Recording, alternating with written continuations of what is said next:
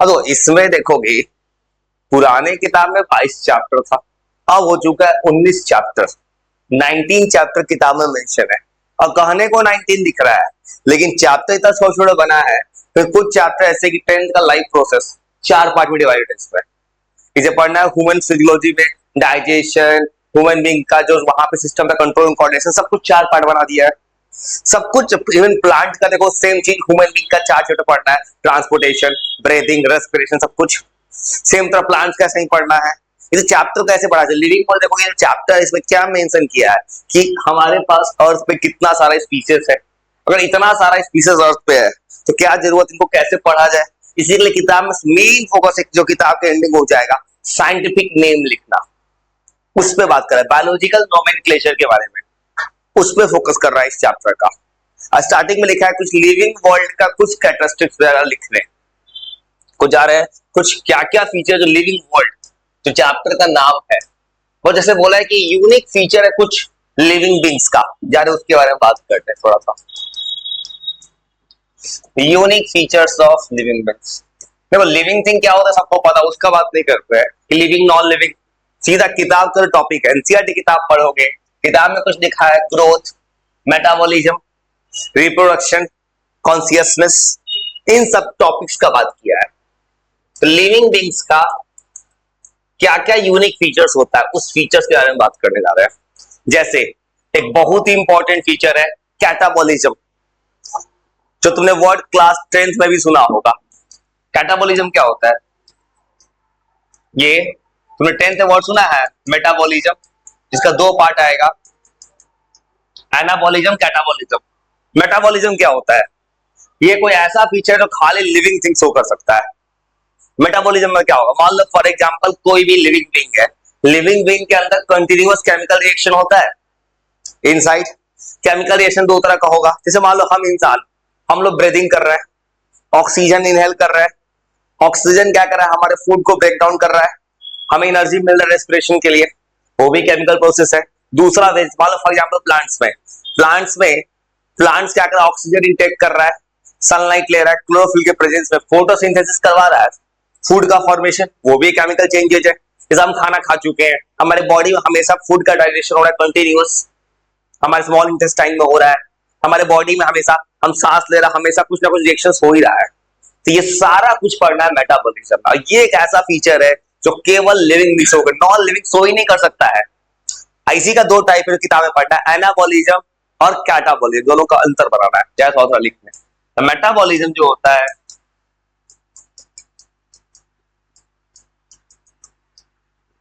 ये है all chemical reactions, सारा केमिकल रिएक्शन है जो किसी भी लिविंग बीइंग के अंदर होता है।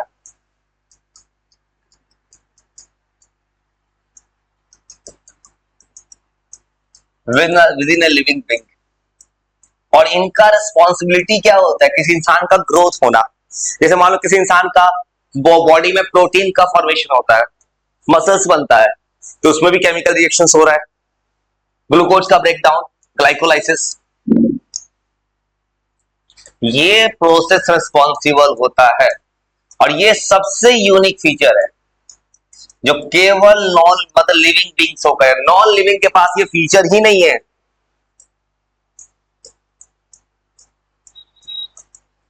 ये जो फीचर है केवल लिविंग बीइंग्स हो करता है, मतलब नॉन लिविंग ये फीचर शो कर ही नहीं सकता है। मतलब किताब बोलना चाहता है इस फीचर को अगर शो करता है तो वो लिविंग बीइंग है। और ये रिस्पॉन्सिबल होता है किसी भी लिविंग बीइंग में ग्रोथ कैसा है, उसका सेल कैसे बन रहा है, उसके बॉडी का ग्रोथ, ये रिस्पॉन्स। मान लो फॉर एग्जांपल कोई इंसान बहुत ज्यादा मोटा हो गया, उसके बॉडी में फैट जमा हो गया, तो एक्सरसाइज या जिम जाता है, जिम क्या करता है उसके फैट को डाइजेस्ट करता है, फैट का ब्रेक डाउन करता है, उसके बॉडी में मसल्स आता है, सब कुछ इस प्रोसेस में ही तो आ रहा है। या मान लो फॉर एग्जांपल कोई इंसान है जो खाना डाइजेस्ट नहीं हो रहा है, तो डॉक्टर क्या बोलता है, प्रोटीन पाउडर देता है, बोलता है उस केस में क्या होता है, जैसे पढ़ोगे किताब में अमीनो एसिड्स है जिससे प्रोटीन का फॉर्मेशन होता है बॉडी में, मसल्स। ये प्रोसेस रिस्पॉन्सिबल होता है ग्रोथ ऑफ सेल्स के लिए, मसल्स के लिए, सब कुछ इसी के अंदर है, इसी प्रोसेस में।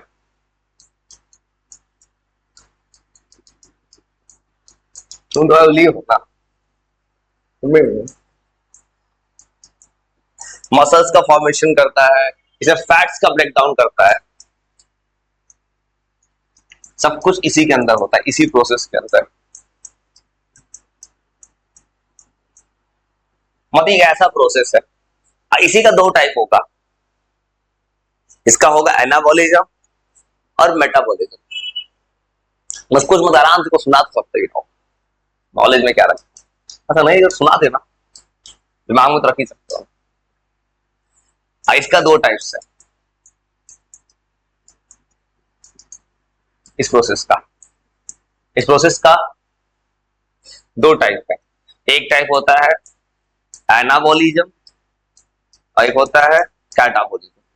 इन दोनों का अंतर तुमने पढ़ा है कभी 10th क्लास में, तो पढ़े हो ना, 10th में पढ़े हो इन दोनों का अंतर। 10th की किताब में थोड़ा कहीं कहीं था, याद है क्या है बताओ? तो सिंपल वर्ड में क्या होता है, तुमको पता अगर इंसान है, इंसान के बॉडी में क्या होगा, तुम कुछ भी खाना खाते हो, खाना टूटेगा, खाने का ब्रेक डाउन होगा, और ये भी हो सकता है किसी का फॉर्मेशन हो। अब दोनों में अंतर क्या होता है, ये जो एनाबॉलिज्म है ये कोई चीज का फॉर्मेशन करता है और इसमें होता है ब्रेकडाउन। अगर मान लो ब्रेकडाउन होगा तो अब क्या होगा, जैसे मान लो इसमें ब्रेकडाउन होगा, ब्रेकडाउन होने का प्रोसेस किसमें होगा, माइटोकॉन्ड्रिया में, इसमें हमारा होता है रेस्पिरेशन एरोबिक। इसमें क्या होगा, कोई का फॉर्मेशन ओरिजिनली होगा साइटोप्लाज्म के अंदर। अगर तुमको पता है हम हर मान लो पढ़ते हैं रेस्पिरेशन एरोबिक, तो 38 एटीपी निकलता है, तो इसमें एटीपी रिलीज होगा। इसमें कुछ बनाना है तो जो एटीपी होता है उसका हम लोग यूज कर जाते हैं किस चीज के सिंथेसिस में। यार दोनों का डिफरेंस क्या, दोनों नाम मिलता जुलता है, जब भी मिलता होता नाम दिखे तो कहीं भी पूछता है कंपैरिजन टेबल, यार एक टेबल बना, इंग्लिश को कंपैरिजन टेबल बनाने कि दोनों का कंपेयर कैसे करें।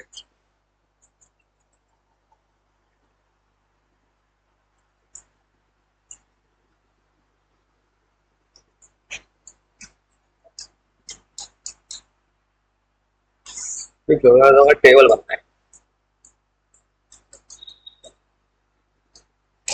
एनाबॉलिज्म कैटाबॉलिज्म, दोनों में अंतर जो है, इसमें जो है ये है फॉर्मेशन का प्रोसेस। मतलब कुछ भी बनेगा हमारे बॉडी में, अमीनो एसिड प्रोटीन का बनना, हमारे बॉडी का सेल ग्रोथ हो रहा है, मसल्स, ये जो प्रोसेस है ये फॉर्मेशन का प्रोसेस है।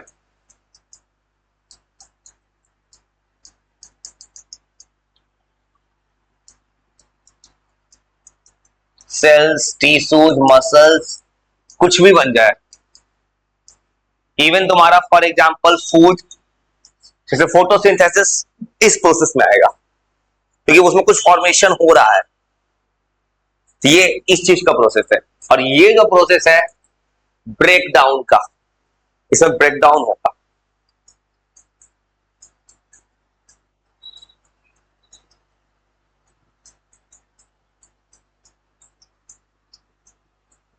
इसमें ब्रेक डाउन होगा, फॉर एग्जांपल तुम फूड खाते हो, ये भी सकते हो, इसमें फूड का फॉर्मेशन होता है जैसे फोटोसिंथेसिस, सेम फूड इसमें ब्रेक डाउन होगा। और इवन ये भी टूट सकता है फैट्स, जैसे मान लो किसी बॉडी के अंदर कोई इंसान बहुत ज्यादा मोटा है, उसका फैट टूटेगा इस प्रोसेस में, कैलोरी बर्न होगा, मतलब ये सब कुछ इसमें आएगा कैटाबॉलिज्म में। मतलब जिम वाला कैटाबॉलिज्म कराता है। अब भाई कोई बच्चे का ग्रोथ नहीं होता है तो डॉक्टर उसको एनाबॉलिज्म कराता है, उसको ऐसा टॉनिक देता है कि बच्चे में मान लो कि ग्रोथ बिल्कुल नहीं है, होमोग्लोबिन नहीं है, बच्चे का मसल्स नहीं है, बहुत पतला बच्चा है, बच्चे को ऐसा टॉनिक देता है, एनाबॉलिज्म हो जाए बच्चे का। अब तुमको पता है इसमें ब्रेक डाउन करना है, ऑक्सीजन किसको चाहिए होगा, देखो उसमें फूड का ब्रेक डाउन है, जनरली तुमको ऑक्सीजन का रिक्वायरमेंट जो होगा, ऑक्सीजन कोची को तोड़ेगा। ऑक्सीजन जो है उसका काम क्या है, जाके रिएक्ट करेगा, ऑक्सीडेशन का काम करेगा। तो इस वाले प्रोसेस में ऑक्सीजन का नीड पड़ेगा क्योंकि ऑक्सीजन जनरली तोड़ेगा। ये तो फोटोसिंथेसिस में ऑक्सीजन चाहिए होता है। कोई एक अलग एग्जांपल की जनरल केस में ऑक्सीजन हर चीज में चाहिए, ब्रेक डाउन कर रहा है, जनरली इसमें ऑक्सीजन का नीड होता है। तो ये क्या कर रहा है, ऑक्सीडाइजिंग एजेंट है। ऑक्सीडाइजिंग एजेंट की तरह काम कर रहा है। ऑक्सीडाइजिंग एजेंट क्या है, कुछ को ब्रेक डाउन कर दे किसी भी फूड को, और खाना खाते हैं, खाने को स्पॉइल कर देता है ऑक्सीडेशन करा के, इसमें नहीं नीड नहीं होता है।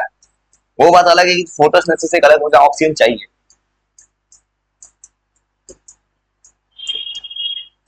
और कुछ एग्जांपल पर डिफरेंस बनाओगे, तुमको पता है इसमें कोई चीज का फॉर्मेशन होगा, ये ज्यादातर होगा साइटोप्लाज्म के अंदर। ये होता है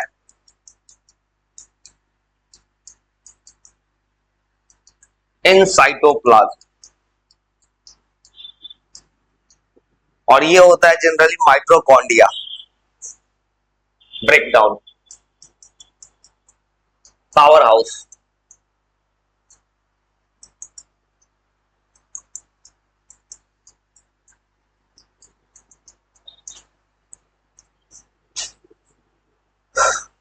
और अंतर सोचोगे कॉमन सेंस से, इसमें जो है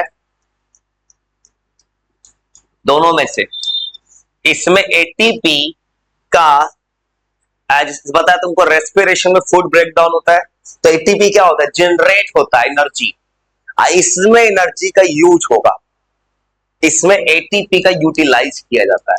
जैसे तुमको 11th क्लास में चैप्टर 4 से पढ़ना है कि एटीपी का यूज किया जा रहा है एडिनोसिन ट्राइफॉस्फेट का, इसका यूज होता है फॉर फॉर्मेशन, मतलब इसका यूटिलाइजेशन होता है, इसमें एटीपी रिलीज होता है।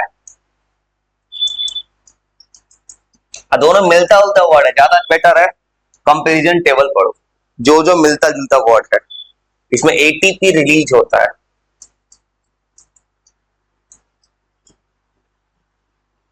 बगम आराम नाम तो और डिफरेंस बनाते हैं, उसे कहानी सुनेंगे।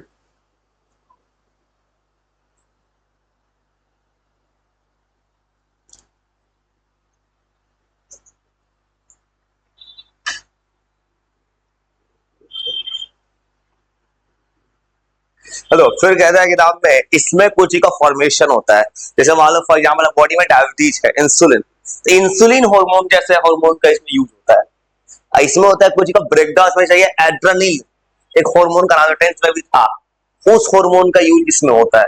कुछ और अंतर बनाओगे तो इसमें इसका ये जो रेगुलेट होता है,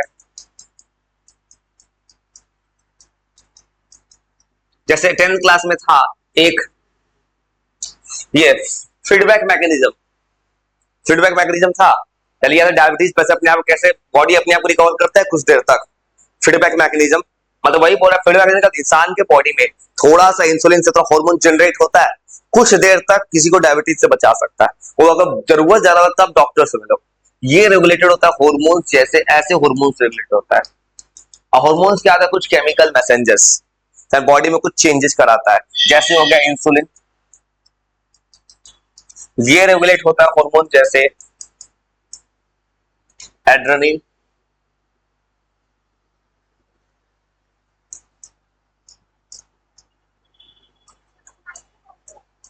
हाँ ये माइट्रोकॉन्ड्रिया है। तो माइट्रोकॉन्ड्रिया क्यों, तो जनरली तुमको एनर्जी रिलीज हो रहा है, जैसे मान लो इंसान में रेस्पिरेशन, तो ये माइट्रोकॉन्ड्रिया की क्यों चाहिए, क्योंकि इसमें एटीपी रिलीज हो रहा है, एटीपी पावर हाउस है, ये रिलीज होगा माइट्रोकॉन्ड्रिया के अंदर ही ना, क्योंकि माइट्रोकॉन्ड्रिया ही एटीपी जनरेट करेगा। ये रेगुलेटेड होता है, जैसे डिफरेंस टेबल बनाया था, एनसीईआरटी किताब पढ़ो, किताब में ये नहीं लिखा हुआ है इतना, किताब का रीडिंग लगा चुकी है, किताब में एकदम थोड़ा सा लिखा, एकदम एक टॉपिक उठाया है, बस 2-3 लाइन लिख के छोड़ दिया बस, लेकिन एनसीईआरटी किताब को रीडिंग लगा लेना।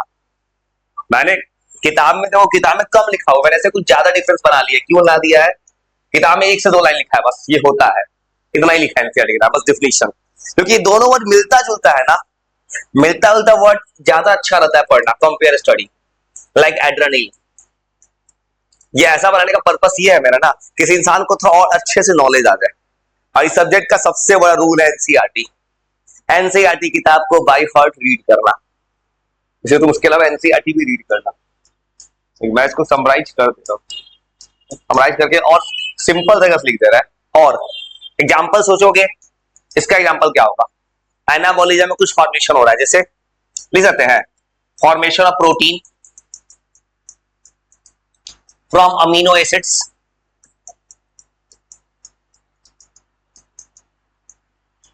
और एग्जाम्पल सोचिए, पता है तो एक चैप्टर है बायोमोलिक्यूल, जो 11th के केमिस्ट्री में, 11th के बायो में है, और 12th क्लास में सेम चैप्टर केमिस्ट्री में है। पता है ये बात, ये पढ़ोगे सिलेबस में, एक चैप्टर है अमीनो एसिड्स बायोमोलिक्यूल्स, 11th का बायो है, सेम 100% सेम चैप्टर 12th का केमिस्ट्री है।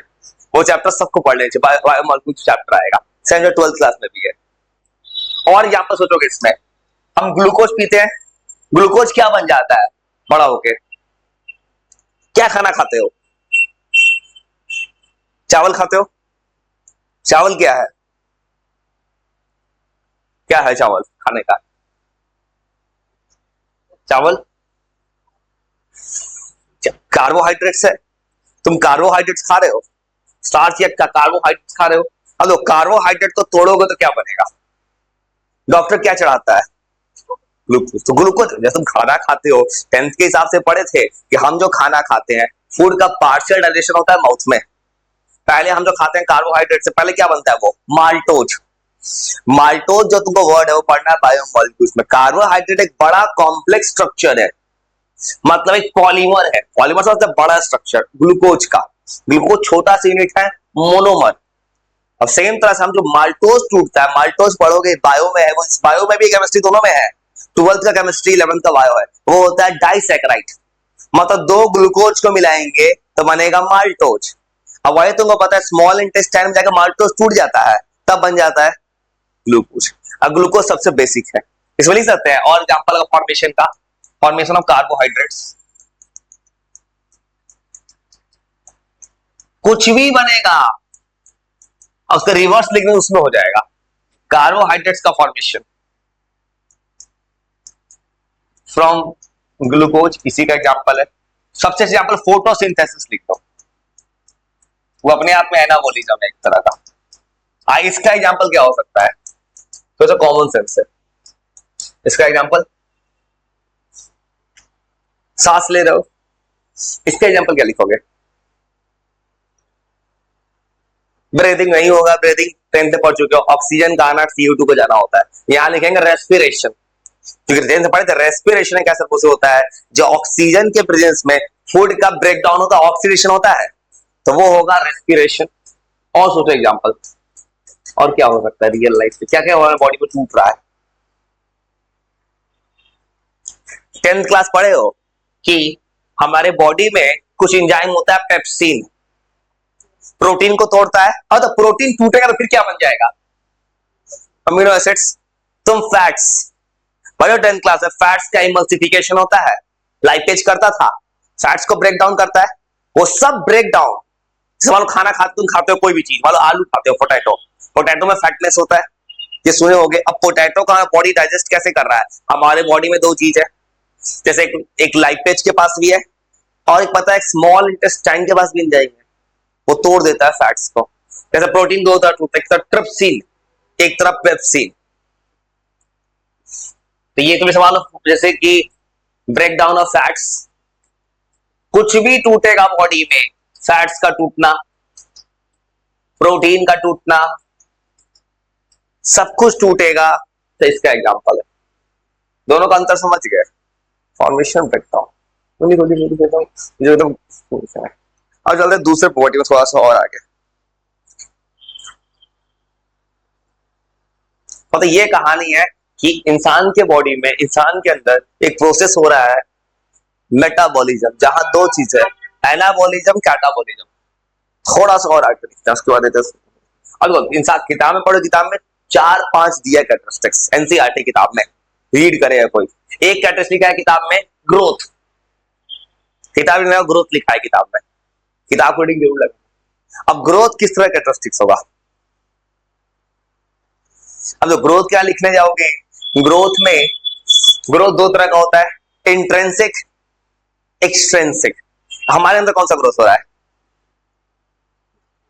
इंसान के अंदर इंट्रिंसिक हो रहा है। मतलब छोटा सा बच्चा है, छोटा बच्चा धीरे धीरे ग्रो कर रहा है, एक्सट्रेंसिक ग्रोथ का मतलब क्या होगा? फॉर एग्जाम्पल वो परमानेंट नहीं हो, मान लो फॉर एग्जाम्पल कोई इंसान है, अचानक तुम्हारे नॉर्मल हाथ है, अचानक किसान को फैटनेस, जैसे मान लो किसान को थायराइड हो जाए, थायराइड सुने हो, मोटापा आता है, तो वैसे केस में क्या होगा, थायराइड में मान लो इतना पे हो गया, वो तो बॉडी का एक्सट्रेंसिक ग्रोथ है ना।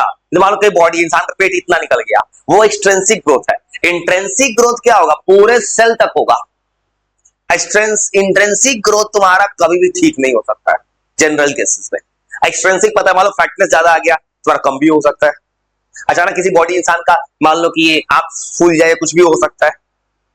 इंट्रेंसिक ग्रोथ मतलब जैसे मान लो किसी इंसान का, जैसे मान लो कि ये फिंगर है हमारा, किसान का अचानक बाई मिस्टेक एक उंगली बड़ा हो रही, उल्टा ये से हो जाए, तो ये जनरल तरह से ठीक नहीं होता। एक ही रास्ता, अगर अगर मेडिकल साइंस से हो पाया तो हो पाया।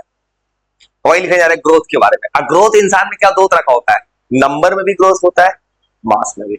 एनसीईआरटी किताब में लिखा है कि सेल डिवीजन करता है। डॉक्टर किताब में लिखा हुआ है कि यूनिसेलुलर ऑर्गेनिजम्स में, मल्टीसेलुलर ऑर्गेनिज्म में सेल डिवीजन हो रहा है। पढ़े मिटोसिस मियोसिस, सेल डिवाइड हो रहा है, मतलब धीरे धीरे धीरे धीरे सेल डिवाइड होके हमारा बॉडी में ग्रोथ आ रहा है। अब फिर क्या पढ़ना है किताब में, प्लांट्स का growth through out the life होता है, जो एनसीईआरटी किताब में लिखा है मेरिस्टेमेटिक सेल में। एनिमल्स का ग्रोथ एक सर्टेन लिमिट तक, उसका ग्रोथ रुक जाता है। डायरेक्ट ग्रोथ के बारे में लिखना है दूसरा। चलो थोड़ा सा और लिख देते हैं, सुना। वो मेरे बारे में बड़ा यूनिक कहानी में कुछ भी पढ़ डालता हूँ, ये अनएक्सपेक्टेड है। जैसे कोई इंसान होता है, एक इंसान के एक ही सब्जेक्ट आता है, वो भी नहीं आ पाता अच्छा से। मेरे बारे में लोगों को बहुत शौक लगता है, विश्वास ही नहीं कर पाता है कुछ लोग। क्या कारण है किसी इंसान को फिजिक्स हो, केमिस्ट्री हो, मैथ हो, बायो हो, एसएसटी हो, सब कुछ आता है, क्यों आ पा रहा है? कि रीजन क्या है कि मैंने अपने आप को इस लेवल बना लिया है। जैसे मैं आपको देखेगा, विश्वास नहीं करेगा, कोई वीडियो में देखेगा, दिखेगा कि वो क्या इंसान है, बिना किताब खोले कुछ भी बोल देता है। ये इसलिए हो पाता है, मैंने बच्चा बन के पढ़ा है सारा किताब। नहीं, नहीं, उन्हें भी आता है। ये सही लोग, ये तब हो सकता है ना जब कोई इंसान उसी को पूरा रिसर्च करे पढ़े। अब मेरे साथ कहानी में कुछ भी सर्च पढ़ता हूं, मैं किताब नहीं खोलना चाहता हूं, मैं बुक रीडिंग के खिलाफ हूं, बच्चे को अंडरलाइन किया जा रहा है। ये भी एक यूनिक कैरेक्टरिस्टिक्स है।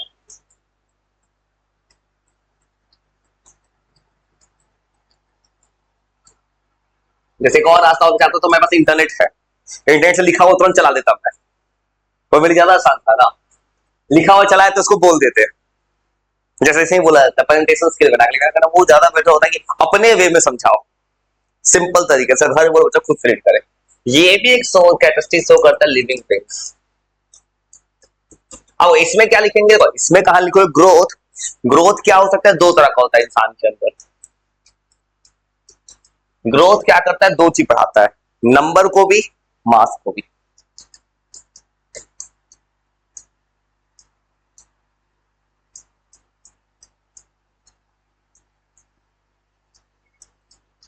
किसी भी लिविंग बींग्स में। अब किताब में लिखा है एनसीईआरटी किताब में कि मल्टीसेलुलर ऑर्गेनिज्म में सेल डिवीजन से क्या होता है, इंसान के अंदर बढ़ता है मास। सेल डिवीजन,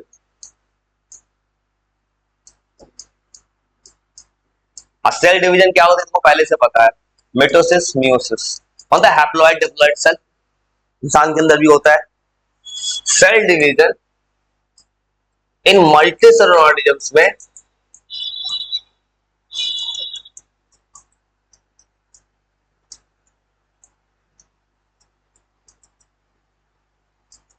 इंक्रीज हो जाता है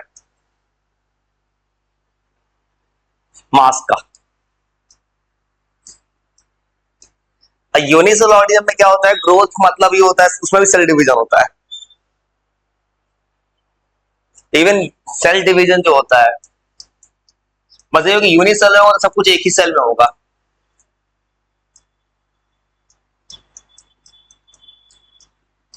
यूनिसेलुलर तो किताब में बस इंट्रोडक्शन लिखा है कि कुछ बताओ यूनिक फीचर क्या क्या है बस ग्रोथ का। फिर प्लांट्स, और बात करें तो प्लांट्स, प्लांट्स का growth through out the life होता है।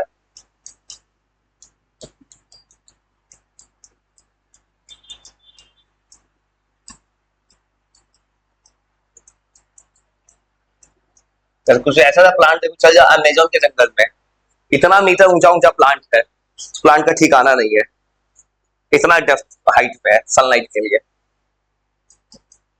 तो 9th में पढ़ा होगा, थोड़ा टिश्यू होता है, मेरिस्टेमेटिक, एपिकल, इंटरकैलरी, 9th में था टिश्यू, मतलब meristematic through out the life होता है। एनिमल्स का ग्रोथ कुछ दिन के बाद रुक जाता है, इवन ह्यूमन बींग्स वही है, तो इंसान तो पूरा एनिमल ही है।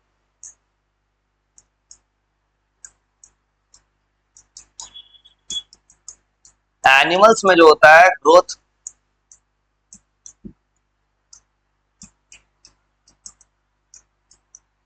स्टॉप कर जाता है सर्टेन टाइम के बाद। अब एनिमल्स में ग्रोथ नहीं आएगा, एनिमल्स का ग्रोथ रुकेगा। और दो तरह का ग्रोथ है, इंट्रिंसिक, एक्सट्रिंसिक, ये भी लिख देते हैं, इसका भी दो टाइप। अच्छा वो इतना सुना दो, मेरा ऑब्जेक्टिव है किसी इंसान को थोड़ा भी उसको याद करा दो। Intrinsic growth, extrinsic growth.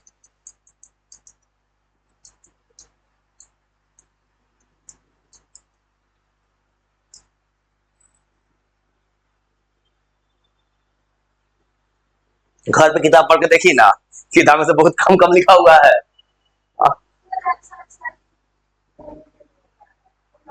बोलने में क्या, तुमको एक लिखा है कॉन्शियसनेस लिखा है, उसमें प्रोनाउंस क्या करना है, किताब में लिखा है। टेबल तो बहुत आगे पढ़ ली, तो फिर आगे चलेगी। तुम टेबल की बात करें, बायोलॉजिकल नेम है, तुमने क्या किया, सीधे जंप मार के मैच चली गई। भाई इतना भी जंप मत करो, जेनस स्पीसीज, तो तुमने जो टेबल की बात कर रही हो ना, बायोलॉजिकल नेम है वो सब, वो जो बोल रहे हैं ना वो एक अलग आगे का बात है। देखो पढ़ना गलत नहीं, पढ़ो, लेकिन देखो एक ही बार में पूरा किताब रीडिंग मत लगाओ, पहले थोड़ा सा पढ़ो, उस पर रुको, पॉज लो, सोचो इतना पढ़ ली, उसको बिना देखे लिखने की कोशिश करो। आप मतलब पूरा किताब एक बार रीड करो, क्या फायदा होगा, मत करो वो सब चीज। पहले जितना भी किताब रीडिंग अच्छा है, किताब रीडिंग क्या, थोड़ा सा पढ़ो, फिर एक रफ कॉपी उठाओ, बिना देखे अपने से लिख के दिखाओ उतना। चीजों को स्टेबिलिटी चाहिए ना। मान लो कोई इंसान पूरा पढ़ लिया, बस रीडिंग लगा लिया, उसे क्या फायदा होगा। इसलिए थोड़ा सा इस चीज तरह से पढ़ो, थोड़ा पॉज लो, जब भी कुछ पढ़ो, माने जैसे मैंने तो सजा के लिख दिया, तो इसको घर पे फिर एक बार याद करके अपने से लिखो, उसके बाद एक बार फिर किताब रीडिंग लगाओ, तब बेनिफिशियल होगा। इंट्रिंसिक ग्रोथ, इंट्रिंसिक ग्रोथ जो होता है मतलब क्या बढ़ाएगा, ये हमारा सेल को बढ़ाएगा।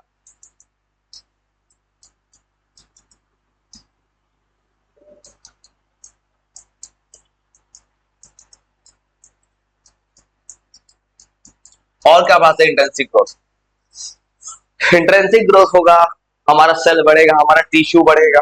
Intrinsic growth, intrinsic growth even मान छोटा सा बच्चा है, बच्चा अगर मतलब ये जैसे बच्चा बड़ा होता है, एम्ब्रियो से जायगोट से एम्ब्रियो कन्वर्ट हुआ, तो बच्चे का होता है इंट्रिंसिक ग्रोथ होता है। पहले बच्चे का आंख, नाक, कान, होंठ सारा चीज चला होता है, और ये जो ग्रोथ होता है ना, इसको बोल सकते एक तरह का परमानेंट ग्रोथ है, ये कभी हट नहीं सकता है जनरल केसेस में। ये बात लगी तुम साइंस लगा के, मेडिकल साइंस अगर ऐसा कुछ कर दिया गलत आ रही है, लेकिन जनरल नहीं हटेगा इंट्रिंसिक ग्रोथ। ये हमारे अगर सेल बोल दी, टिश्यू अपने आप बदलेगा, सेल से टी सेल बदल रहा है तो टिश्यू, ऑर्गन सब कुछ बदल जाएगा, सारा सेलुलर लेवल पे काम हो रहा है इंट्रिंसिक ग्रोथ पे। इसका एग्जांपल क्या हो सकता है, एग्जांपल हो सकता है जैसे कोई, जैसे मान लो कोई, जैसे ये कोई बच्चा है, बच्चे का ग्रोथ होना, क्या हो सकता है बॉडी पार्ट्स का ग्रोथ, हमारे बॉडी पार्ट्स का ग्रोथ हो रहा है। जैसे मान लो कोई, जैसे ही कोई बच्चा है 1 या 2 साल, एक तुरंत बच्चा ग्रो कर गया, जैसे 9-10 साल में जो बच्चा है, 12-13 2 साल बच्चा अचानक से हाइट बढ़ता है, बच्चे का सडन ग्रोथ हो रहा है बॉडी पार्ट्स में। थोड़ा सा एक्सटेंसिव ग्रोथ लिखते हैं, उसका इतना सुना दो, 2-3 मिनट देते हैं, इतना अजीब कर दो बस। एक्सटेंसिव ग्रोथ मतलब क्या होगा, बॉडी के आउटर में ग्रोथ होगा।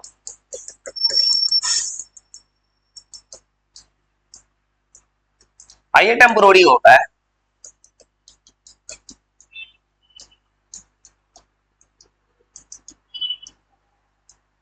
ये बहुत ज्यादा। जनरली ग्रोथ क्या होगा, एक्सटेंसिव ग्रोथ, एक्सटेंसिव ग्रोथ हमारे मसल्स के ऊपर कुछ ग्रोथ है, जैसे मसल बढ़ गया, बाइसेप्स बढ़ गया, या बॉडी पार्ट्स का ग्रोथ है, ये ग्रोथ इन मसल्स हो सकता है,